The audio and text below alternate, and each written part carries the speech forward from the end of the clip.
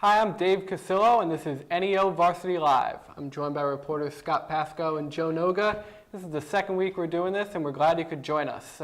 Every Tuesday night at 8 p.m., we're going to have a show. We're going to break down the football scene, look a little back at what happened last week, look ahead to what happened this week. A lot to talk about. We have a new number one in our poll, but we'll get to that a little later. Yep. We'll start things off with a little lightning round of questions for the two of you. And let's start things right at week 4 where a lot happened. Just very simple, who had the best win in week 4? Yeah, I think Hudson had the best win. If they struggle with Brunswick, they probably don't end up number 1 in the poll this week. Joe? I had Solon with the best win of the week. They did it with defense, and that's a good sign for Solon. Scott, if you had to pick a player who's having the best season so far in Northeast Ohio, who is it? I think Midview quarterback Dustin Crum. He's a sophomore. They're 4-0. He's, I think, accounted for about 20 touchdowns. Pretty impressive. Joe? Stowe running back Jay Gobble, 14 touchdowns. He's close to the 1,000-yard mark already in 4 games. Now, two teams that are typically recently run through conference play unscathed is Glenville and Avon. Who's more likely to lose a conference game? I think Avon. Glenville won a game with throwing 4 passes this week in the Senate, so I think Avon would be the team that would lose first. Joe? Yeah, it's hard to say Glenville here. I'd say Avon just because the level of competition in that conference is probably a little better than what they'd face in the Senate. Now, there are a lot of teams sitting there at 1-3, 2-2, maybe needing a win. Who's the team that needs to win this week? I think Highland. They lose to Wadsworth. They're pretty much out of the conference picture and probably out of the playoff picture. Joe? Kent Roosevelt in the Portage Trail Conference. Bad loss to Coventry last week. Riley Larkin needs to step up and make plays for them. Two teams that play this week, St. Vincent-St. Mary, Archbishop Holben. At the end of the year, who has more playoff wins? I think St. V does. You got a team that I think is going to get a lot better. They got kids on that team who played 30 games over the last 2 seasons. So I'd say St. V. Yeah, I agree with St. Vincent-St. Mary. I like Hoban. They've got a lot of nice pieces, but you can't account for that experience that St. V carries with them. Let's keep it down in that area. Who's the team to beat in the Akron City series? Ellett, I think, is the only team with a winning record, and I don't think anybody else has really stepped up to say they're the favorite, so I think you probably go with Ellett. Joe? Yeah, if I got to say something other than Ellett, they're the ones with the experience, but Buchtel, could possibly step in there. Yeah. Team that got a big win last week, Nordonia. They beat Highland. Are they going to go undefeated in conference play? Yes. Pretty simple. Joe? Yeah, not a chance. I'm not going to disagree with that at all. Nordonia undefeated. Guys, you've been to a lot of games this season and in the past. What's the best atmosphere for a high school game in Northeast Ohio you've been? It's hard to gauge because you're in the press box, but I'd say Stowe. I mean, they got the grass; it's usually filled, and they got a lot of things going on outside the field. Joe? I've been to so many games at Byers Field. I'm just going to pass on that. Hudson is one that they do everything is first class down there, and a really nice stadium and a nice field. Tough question here. Who's the team to beat in our area from Division II? Avon, Bedford, or Nordonia? I have Avon ranked above those 2 on my ballot. I just like what they do offensively. I think they have more versatility, than the other 2. Joe? I like Avon a lot. Bedford's a team that I could see, developing into that, but Avon definitely right now. Let's look over at the Lake Erie League. What's more surprising, Lorain 3-1 or Cleveland Heights 1-3? I think Cleveland Heights. I think people expected a little bit more from them, at least to this point in the season. Joe? Yeah, I'm stunned by the result right now, the 1-3 record for Heights. Lorain really stepped in against Elyria, made some nice plays. It's tough to say between the 2, but yeah, Heights definitely the surprise right now. Let's take it back to the games that you're able to cover. Best mascot, I'm talking in costume, in Northeast Ohio. I saw the Avon Lake mascot, the kid who does that, put on his mascot last year. It was pretty entertaining, I would say that. Brunswick has a Blue Devil who's crazy. I'd go with him. And give me one game to watch this week. Avon Midview, I think. It's pretty much, at this point, you got to see that's the West Shore Championship game. Joe? Maybe go a little off the reservation here. You can watch the St. Ignatius Paramus Catholic game online, and that will be a game to watch. Both teams coming in with 3 wins. Ignatius has the 1 loss, but looking for a little revenge from last year's beatdown. All right, great. Well, that was our lightning round. Every week here on the NEO Varsity Live, we have our trivia question. Last week we went through and we had a question about how many teams made the postseason last year in Northeast Ohio. And a lot going on this week as the first computer poll came out. So our first question of today, and we'll get to the answer later on in the show, is how many teams in Northeast Ohio would qualify for the playoffs if the postseason began today? And that's based on the computer poll that came out today. The options are 46, 23, 50, or 39. And you can tweet your answers at us at hashtag NEO Varsity, and we will reveal the answer at the end of the show. So now we're moving on into the next segment, which is the Pep Talk segment, and we've got two of Northeast Ohio's best wide receivers here, and they happen to have already played each other this year. We've got Tyler Tupa of Brecksville and Colton Whited of Hudson. Sorry, your name threw me a little there because it sort of rhymes. But all right, we've got some questions for you about the on the field, being a receiver, what's it like to run the routes, have your great quarterbacks throw you the ball. So we'll start things off. You're running a route, your defender falls down, you're wide open in the end zone. Tell me what that feeling's like for you. Honestly, you kind of get a little scared. Mm-hmm. You just don't want to drop it because that's really embarrassing. Mm-hmm. But during the game, you're not really thinking about that. Mm-hmm. You have to think that you're going to catch every ball. Colton. Well, it comes to your head, like, you're going to score, so it's always exciting. You just know he's on the ground, so, it's pretty much an automatic touchdown. You just have to catch it. Now, when you look at receivers in college or the NFL, who are some guys that you model your game after or just like to watch play? I like watching Wes Welker. Mm-hmm. He's one of the best route runners and one of the best wide receivers, in my opinion, in the league. Mm-hmm. And he's just a tough guy. Colton? I like Brandon Marshall. He's always been my favorite. He's just a playmaker. Now, are there any times during a game where you just go to your quarterback and say, this guy can't cover me, throw me the ball? Does that ever happen? Yeah, I've said that a couple times. I just kind of tell him, hey, I'm going to go deep. I audible it, and he seems to find me a lot of the time. Colton, what about you? Does that ever come up? When it's one-on-one coverage where the corner's up tight, it's pretty much just one-on-one matchup, go deep. Now, let's talk a little about your relationship with your quarterback. What's it like, you and Mitch Guadani? It's great having a top quarterback. He's always there, like, throwing the ball. It's always on point, so it's great having a good quarterback. And then, Tyler, obviously you come from a very, very great football family, a lot of tradition there. What's some of the best advice that you've gotten from your dad? Nothing beats hard work. You just got to go out there and give all you got and work hard. And if you do that, things will go your way. Tyler, take me through what's your favorite route to run? My favorite route, I like running a sluggo. Mm-hmm. So you go up, you fake a slant, mm-hmm. and then once a guy bites, you have to beat him deep. You try to get outside. Same question for you, Colton. Either fade or the post. Just speed over top. It's my favorite route. Now, how did the two of you become wide receivers? We'll start with you, Tyler. Last year was actually my first year ever playing wide receiver, and we were very experienced, had a lot of seniors on the team. Mm-hmm. So that was one of the open spots, so I decided to convert to wide receiver, and it just worked out, and I just stayed there this year. Great. And Colton, what about you? Sophomore year, I got in the rotation. It was me and senior last year, John Zucro. We were interchanging with the Z spot. Mm-hmm. Ever since then, I just stuck as outside wide receiver. All right, tough question for you guys. You're healthy, you're playing all season long, but what would you rather have? You go to the state title, but you have no catches, or you catch the ball and you guys don't wind up with the state title? Start with you, Tyler. No catches on the whole year? No catches on the whole year. How far do we make it if we have catches? Not to the state title. I'd choose the team over everything. Okay. So I'd want to go to state title. The atmosphere is just incredible. Colton. Yeah, definitely. It'd suck not having catches or not having any glory or anything, but the team, it's always good. Just the atmosphere brings the whole city up. Great. Tyler, let's say there's a young player out there, he wants to become a receiver. What's some advice you have for him? Work hard, and you have to put a lot of work in the off season, because that's what's going to lead to you being great. Same question for you, Colton. footwork, work the feet, off-season lifting. That's the biggest thing, just get in the weight room.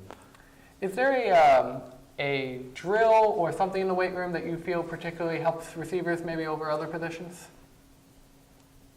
Probably, I lift a lot of power lifting for explosiveness, getting off the ball quick, and a lot of footwork drills, get out of your cuts quick. That'd be the two main things that I work on. Colton, what about you? Footwork, like the box drills, band jumps, we do a lot of that. Just work explosion, get off the line, handwork. Like any receiver, handwork, any of those drills. Take me through each of you, starting with you, Tyler, the best catch that you ever had. Probably came last week in our Olmsted Falls game. One-handed. Guy tackled me while I was catching it. I caught it one-handed over his back. Oh, wow. Yeah. What about you, Colton? Probably last year, the Ignatius game. It was a double pass, threw it to John Zucro first, and I ran a stock and go. And he threw it up, he just lobbed it up there. I jumped up, kind of like tipped it one-handed, caught it, stayed in bounds, and scored. Now, it's been in Northeast Ohio, I feel like you go through 4 seasons in the entire football season. Would you rather play as a receiver in warm weather or really cold weather? Warm weather for sure, because your hands aren't cold, doesn't hurt to catch it as much. I just like warm weather. What about you, Colton? Yeah, definitely warm weather. I hate when my hands and feet get cold. It's like, it's annoying. Now, I haven't seen you guys play this year, so you'll have to answer first. Do you wear gloves or no gloves, and why did you make that choice? I wear gloves just because I feel like ball sticks better. I mean, even if you can just get one hand on it a lot of times, it just gives you a couple extra seconds just to get your other hand to it. Colton? Yeah, definitely gloves. I started off in no gloves sophomore year, and then my receiver coach talked me into wearing gloves, and ever since then, it's a lot easier to just catch a ball with the gloves. Great. Now, when you are running a route, is there any way that you try to get your quarterback's attention if you know you're open? Do you try to wave? Like, what do you try to do? I think our quarterback knows. He studies a lot of film. He knows what routes are going to be open. So on certain routes, he's looking my way, my direction, and I think he knows to try to look my way on those routes. What about you, Colton? I mean, before snap and everything, Mitch, he always reads coverage, one-on-one or not. So before the play, he has a good idea if it's a good matchup or not. So, but if he trips or falls, he's always there to just throw a hand up and he'll hit me. Great. Well, those were our on-the-field questions. We'll ask you some more off-the-field things later. Right now, we're going to toss it to a video that our reporter Joe Noga did. It's about those tough names to pronounce in Northeast Ohio football. Maybe not as tough as pronouncing Hudson, like I screwed up earlier. But in this video, he'll give you a lesson on how to pronounce all of those names.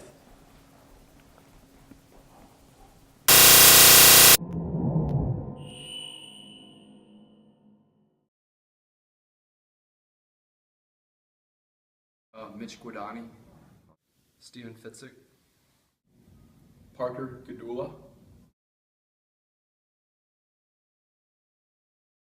Guadagni, Ficyk,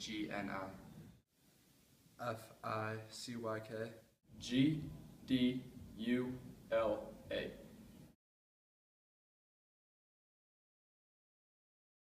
The silent G, the second G is silent. It's kind of like fit and then sick, so Fitsick.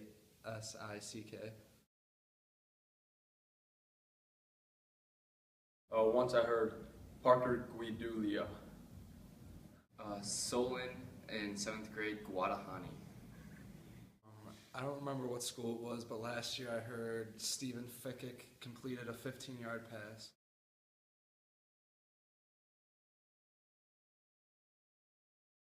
What are the other ones? All right, well, now let's get to our high school roundtable question. Each week we'll throw out a topic and we'll discuss it here on the show. And this week centers around our top 25. We have a new number 1 this week. Hudson moves up after St. Edward's loss. A lot of debate over this one. We had a very close vote. 1 point separated Hudson, Eds, and Mentor. So we threw it out to you guys. Who do you think should be number 1 and why? And we got quite a bit of feedback.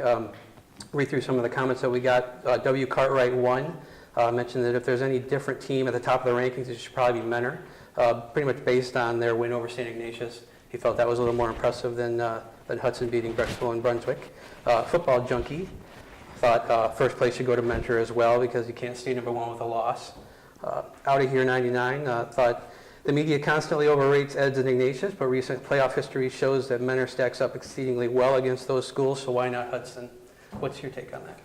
Well, personally, I voted for Mentor as Mentor got my number one vote for a lot of the reasons that were indicated in those comments.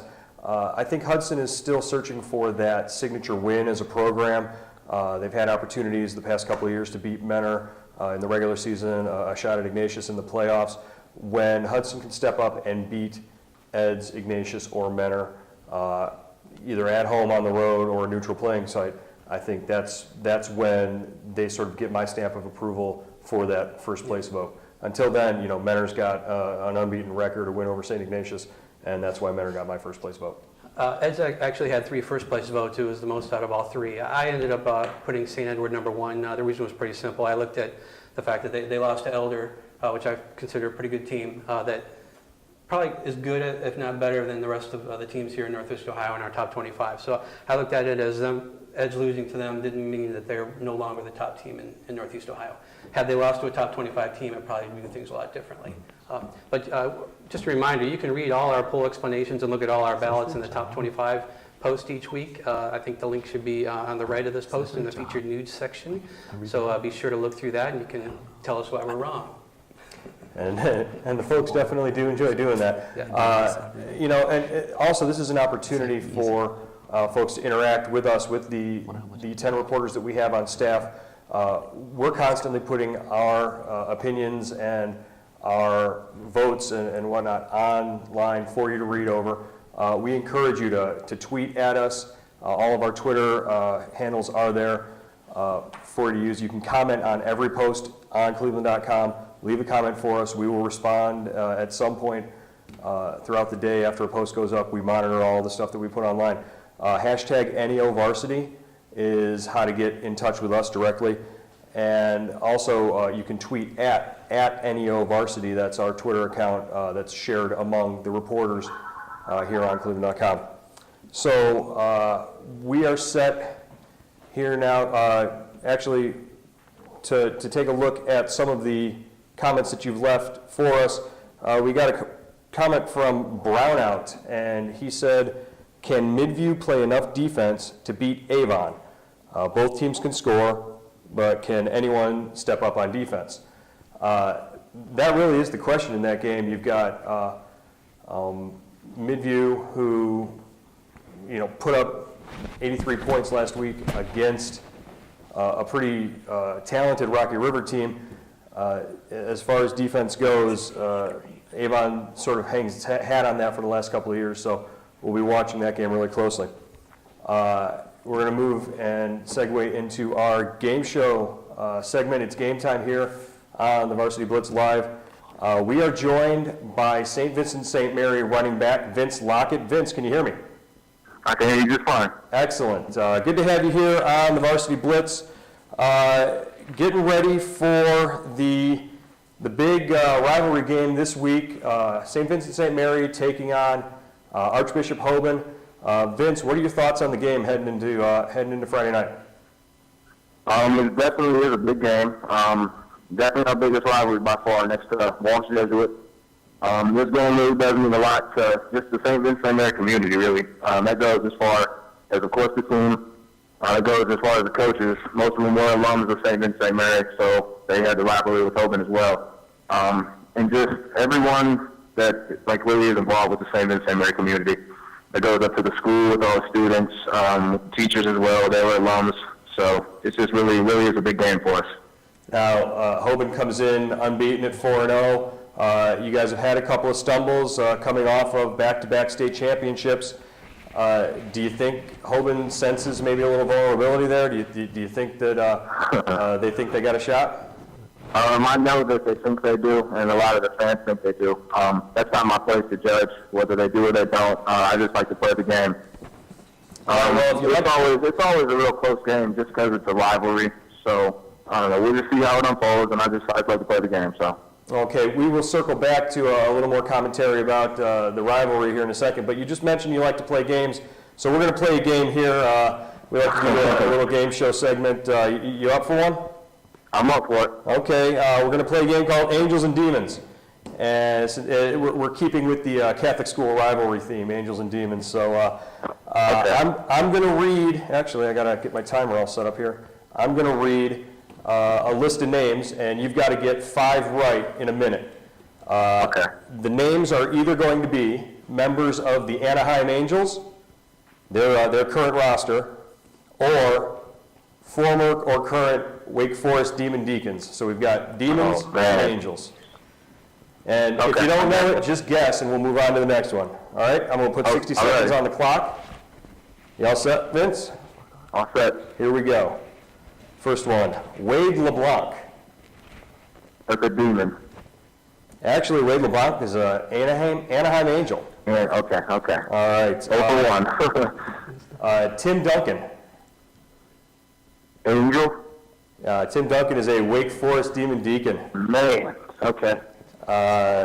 Chris Paul.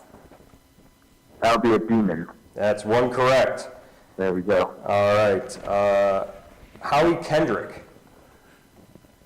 Angel. Absolutely right. That's 2. Albert Pujols. Albert Pujols was a name. That's Angel all the way. That's an Angel. All right. That's 3. George Mikan. I'm going to say that that's a Demon. That is a Demon Deacon from way back. That's also an NBA Hall of Famer. Rod Strickland. I'm going to say that's a Demon too. That is also a Demon, and with 58 seconds left, Vince, you have won the game. Nice. All right, Vince, what do you do to prep for Friday night's game? Anything special for this rivalry coming up? During the school week, we have a whole week contributed to Hoban, Beat Hoban Week. It's just a different day, a different theme for every day. For example, today was a theme of Cowboys and Indians. Tomorrow we don't have a theme because we have an all-school match tomorrow. But Thursday's Throwback Thursday and just fun stuff like that. But I try to tell myself and I try to tell my guys on the team not to get too caught up in the hype of it all. And just stay focused at the task at hand, and that's to actually play the game and beat the team. So I don't have any really pregame rituals or anything like that. A lot of my stuff revolves around prayer. Try to pray a lot before the games. Try to just get my team ready to go. So. Well, all right, Vince. Again, congratulations on being successful here in our game tonight. Good luck in your game on Friday, and we'll keep an eye on the result from Akron this week. Okay, I appreciate it. Thank you for your time. No problem. All right, now we're going to throw to the video, and these are post-game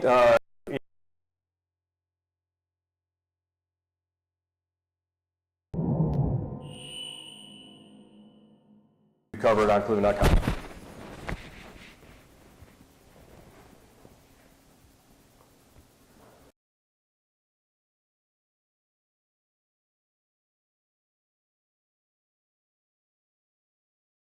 Take us back to your first career touchdown pass. So what do you remember about it? That was my first career start. It was against Amherst. It was just a great feeling to get it out of the way, and it was great. What's your most memorable touchdown pass? What's the one that you got away with that you didn't think you ever would? Probably in the Brunswick game where we were down and we had to come back, and we threw a backside post to Tavon Kurtz, and that gave us the lead. Tell me about the teammates that have gotten you to this record. Yeah, there's a lot of them through the last 3 years. All my linemen, all the receivers, they're all great. They all supported me through the whole time, and yeah, they're always there. All right, congratulations. Thank you. It feels great. It was a big team win. The coaches put in a great game plan, and we just went out and played as hard as we could and left it all on the field. So, what was it like going through that first quarter when you guys put up 27 points on them? It was awesome. Like I said, the coaches put in a great game plan, and we went out and just executed and did our job, and just put up 27 points in the first quarter. It was a great thing, a great start. So, how's this offense clicking right now? I think you've scored at least 40 points every game. Well, the line is doing.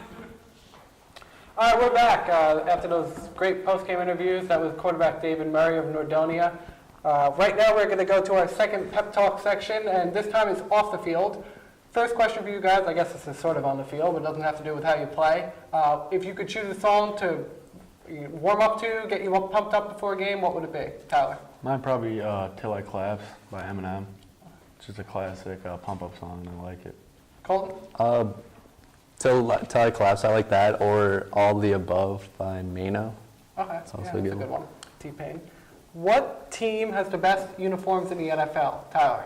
I like the Seahawks. I like that new neon splash in there. I like it a lot. Colton? Seahawks or the Panthers. I like the Panthers with that light blue in there. All right, you guys were trying to find an answer to this earlier. When you heard about the question, what is your hidden talent? My hidden talent would be golfing. Yeah? Yeah, I golf all the time throughout the summer. So. Colton? Mine would be ping pong. I'm pretty good at ping pong. All right, good ping pong player. Yeah. What's the hardest class you've taken in high school, Tyler? I'm taking AP Economics right now. Okay. And that's tough. Yeah, it's not Very difficult. tough, yeah. I'll go photo class just because I had no I just jumped in it and thought it'd be an easy class, but that's actually, I don't know, a little challenging. Now, coaches seem to repeat themselves a lot. What's something that your coach just says over and over and over? Do your job. Do your job? Yeah, and then you expect your buddy to do his, and then everything will work out. Colton? Coach Wright, he has a lot of weird little sayings he goes by, but every Thursday when we're up in Memorial practicing, he always says, put the hay in the barn. Just put the hay in the barn. It's like for the whole week, just putting in work, and then Thursday it's just like strap it up, get ready for game day. All right, put the hay in the barn. All right, guys, music now. Give you three choices. Who do you like the best? Kanye West, Drake, or Kendrick Lamar? I like Drake. Drake? Yeah. What about you? Go Kendrick Lamar. Kendrick Lamar. All right, new song out today. Hope you heard it. Who is your celebrity crush? Mila Kunis. All right. Selena Gomez, probably. All right, and now a question related to that. If you could go on a date with your celebrity crush, but you had to drop a game-winning, wide-open touchdown, would you do it? No, No? probably wouldn't. No. All right. Colton? It'd be nice, but probably not. Probably not. All right, it would be nice, but probably not. Well, this is two guys who are really focused on the football field, clearly. That's good for both their teams. All right, guys, we want to thank you guys for coming out, and we're going to now move over to our pop quiz answer. Earlier in the show, we asked you the question. It was, if the season ended today, how many teams would make the postseason, according to the computer poll? And the answer is B, 46. And 46 right now, but we'll see. A long season going on. We could see more teams, less teams, a lot of teams with work to do. So before we get into our final segment, I just want to remind all of you that we have a segment that we'd like to do on the show called Film Session. And you guys can send your videos, whether it be warm-ups during the game. You don't have to be a player. You can be a fan. Send it out. You can tweet it at our hashtag NEO Varsity. You can upload files. You can do it through Vine. We'd love to put your videos on the show. I think it would add a lot of fun in the last couple segments here. But now we are at the last segment. And this is the could, should, will. And if you weren't with us last week, this is where we predict what could happen, what should happen, and what will happen. And now this is in week 5. Last week, Joe got 2 of his right. Scott and I got 1. Pretty poor. But Scott did predict that Rocky River and Midview would go over 80 points. He only needed 1 team for that. Yeah, that's true. So I'll start things off with what could happen this week. Copley's Olden Knight is on a streak. He's had multiple touchdowns in every game, and I think he could get that again this week against Talmadge, although Talmadge has a great defense. I think St. Ignatius could go on the road and lose to Paramus Catholic. I think, looking at how it went last year, I think there's a high probability that that's going to come back pretty tough game. Yeah. Joe? And I'm going to stay along those lines. Both of those teams are heading east in terms of St. Edward going to Bergen Catholic. St. Edward could lose back-to-back games for the first time since weeks 7 and 8 of the 2011 season. Wow. Now what should happen, and I'm going to take a stab at this one with Mentor. They're the team that I voted number 1 in the poll, and they had over 50 points last week, and I think they should top 50 points again this week. I think Avon should hold Midview under 83 points this week. I'm going to go out on a limb. All right. That's a tough one. Hudson's Mitch Guadani should pass for more than 278 yards against Cuyahoga Falls if he plays into the second half. I don't know if game might be out of hand by then. I'm going to stick with my theme of 50 points that I'm going with here for the last couple of questions. Brunswick should score more than 50 points in their game this week as they try to bounce back. Will score more than 50 points as they try to back back. I got a 50 as well. Kirtland will win its 50th straight regular season game this week. There you go. You have a 50 for us? Actually, all of mine were 7s and 8s if you were paying attention. Madison will beat Chardon for the 7th time in the last 8 seasons. All right, well, we'll see how we do this week. Maybe one of us can go 3 for 3 for a change. But this is all for NEO Varsity Live here in week 2 of our production, and we hope that you come back next week as we'll be back here again at 8 o'clock, and a lot to talk about. I think it's going to be a lot of fun here in Northeast Ohio for football. So for Joe Noga and Scott Patsko, I'm Dave Cassilo. Thanks for joining us.